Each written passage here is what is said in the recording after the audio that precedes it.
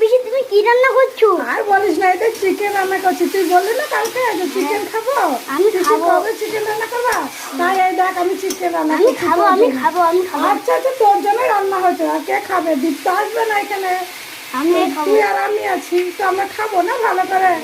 হ্যাঁ এই তো চিকেন দিয়ে দিলাম, টমেটো দিয়ে দিলাম, মশলা কষে এই যে চিকেনটাকে ভালো করে কষে নেবো, রান্না হয়ে যাবে। তুই খাবি তো?